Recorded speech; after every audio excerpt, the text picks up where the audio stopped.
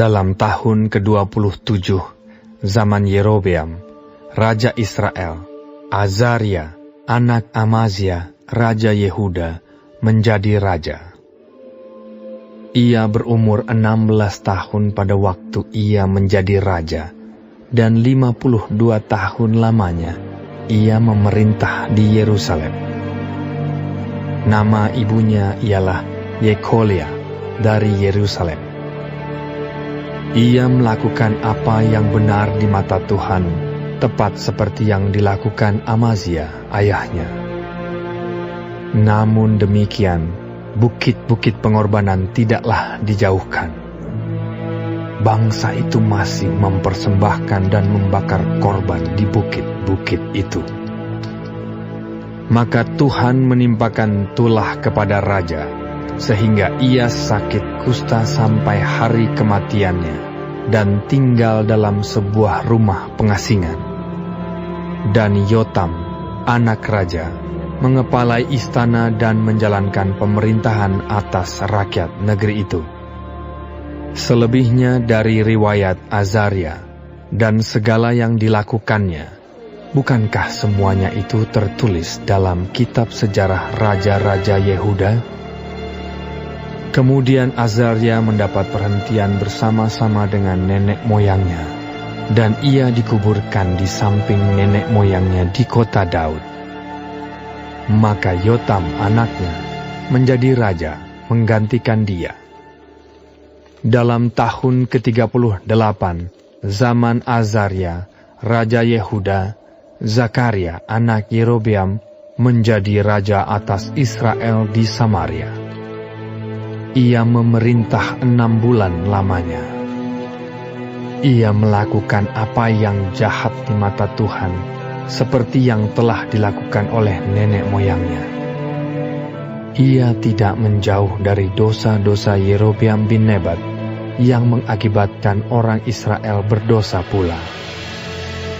Salum bin Yabes mengikat persepakatan melawan dia, membunuh dia di Yibleam, kemudian menjadi raja menggantikan dia.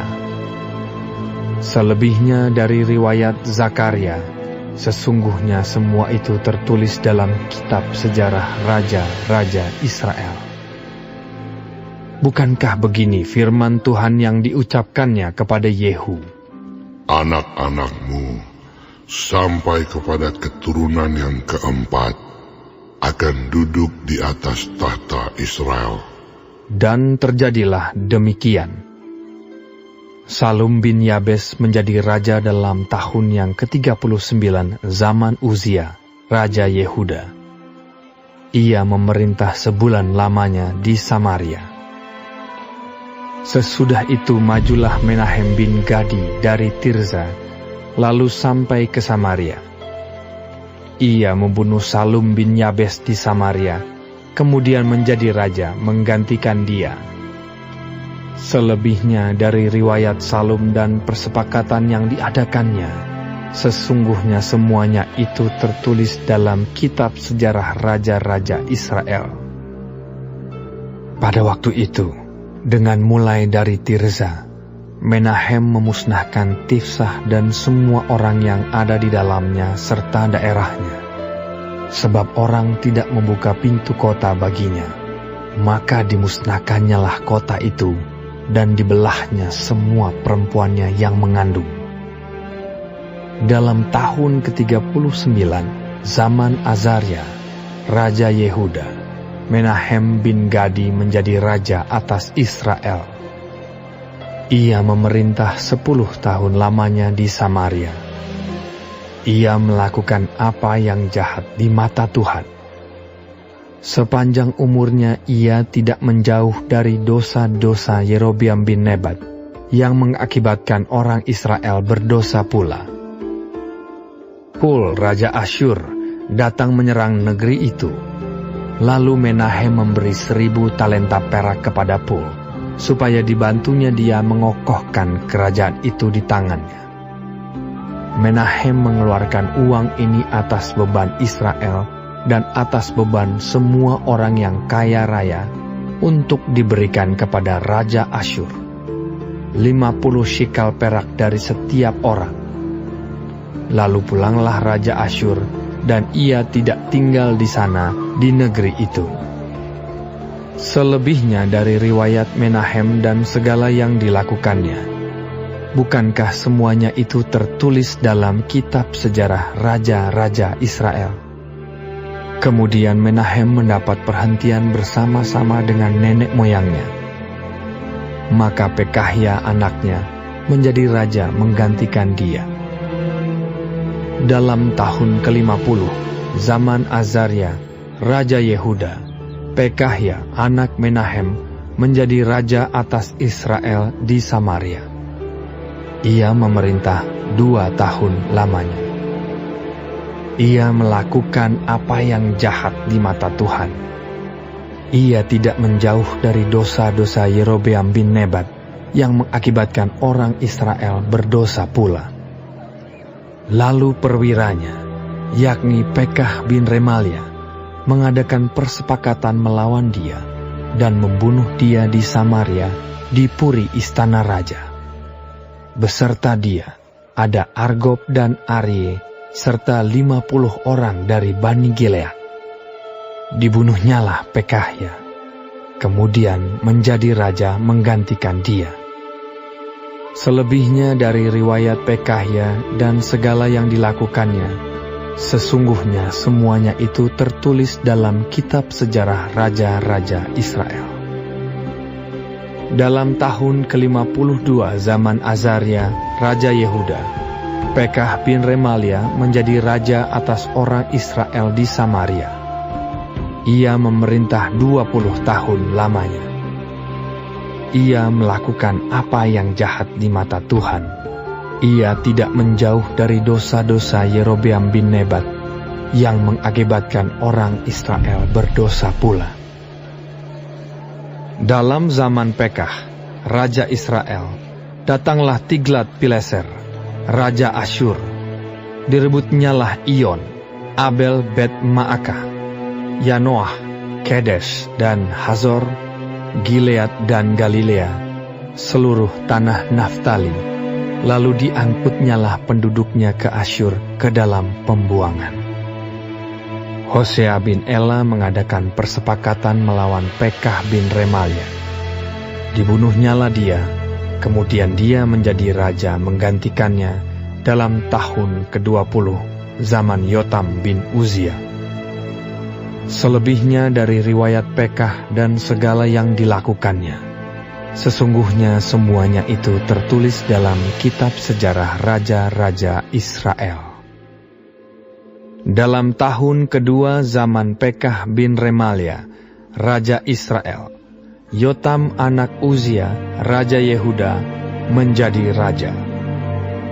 Ia berumur 25 tahun pada waktu ia menjadi raja, dan 16 tahun lamanya ia memerintah di Yerusalem. Nama ibunya ialah Yerusa, anak Zadok. Ia melakukan apa yang benar di mata Tuhan, tepat seperti yang dilakukan Uzia ayahnya. Namun demikian, bukit-bukit pengorbanan tidaklah dijauhkan. Bangsa itu masih mempersembahkan dan membakar korban di bukit-bukit itu. Ia mendirikan pintu gerbang tinggi di rumah Tuhan. Selebihnya dari riwayat Yotam, apa yang dilakukannya, bukankah semuanya itu tertulis dalam kitab sejarah raja-raja Yehuda? Mulai zaman itu, Tuhan menyuruh Rezin, Raja Aram, dan Pekah bin Remalia menyerang Yehuda. Kemudian Yotam mendapat perhentian bersama-sama dengan nenek moyangnya, dan ia dikuburkan di samping nenek moyangnya di kota Daud, bapa leluhurnya. Maka Ahaz anaknya menjadi raja menggantikan dia.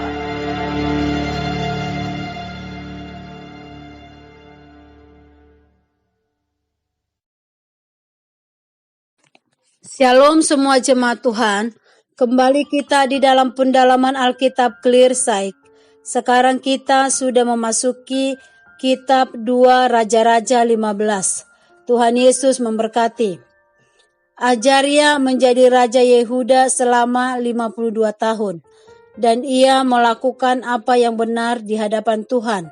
Tetapi dia tidak menjauhkan bukit-bukit pengorbanan sehingga rakyat mempersembahkan dan membakar korban di bukit-bukit itu. Azaria beribadah kepada Tuhan, tetapi juga memfasilitasi rakyatnya untuk beribadah kepada Allah lain. Dan selain itu, Azaria menjadi sombong dan mengambil alih tugas imam. Dan dia marah saat ditegur. Karena itu Allah mendatangkan tulah kepada Azaria. Azaria kena kusta selama 13 tahun hingga matinya di pengasingan. Azaria mati digantikan oleh Zakaria anak Yerobeam, dan dia memerintah 6 bulan lamanya. Terjadi kudeta oleh Salum bin Yabesi. Sebagai balasan, Menahem anak Tirsa pun melakukan kudeta berdarah dan menewaskan tidak hanya Salum tapi juga seluruh rakyat. Setelah Menahem meninggal, anaknya Pekaya menggantikannya. Pemerintahannya baru 2 tahun, panglimanya sendiri melakukan kudeta dan membunuhnya. Seperti Menahem, ia pun harus menghadapi serangan dari Asyur yang dipimpin oleh Tiglat-Pileser. Merupakan tahap pertama dari pembuangan Israel. Mereka yang tinggal di bagian utara dan timur Israel diangkut dari tanah air mereka ke Mesopotamia. Dalam kurun waktu 31 tahun, situasi dan kondisi di Israel memburuk drastis, baik secara politik, moral, etika, dan iman. Sikap tunduk, hormat, dan menghargai penguasa merupakan barang langka sehingga kudeta terjadi dan menjadi cara yang dilazimkan. Mengeksploitasi rakyat demi kepentingan politik, uanglah yang menjadi penopang utama sebuah kekuasaan. Inilah yang membawa sejarah bangsa Israel menuju kehancuran nasional. Walaupun demikian, tidak seorang pun yang memiliki kepekaan untuk berbalik dan bertobat serta memohon belas kasihannya Tuhan. Kehancuran dan kejayaan suatu bangsa ditentukan oleh moral, etika, dan iman yang berlaku. Sebab Allah Sang Hakim Agung akan menghakimi setiap dosa. Kepekaan umat Tuhan yang ada di dalam setiap negara dapat merupakan penunda atas hukuman Allah dan pengubah hukuman menjadi berkat. Masa depan bangsa tergantung kepada kepekaan kita. Tuhan memberkati bangsa kita Indonesia. Amin. Tuhan Yesus memberkati.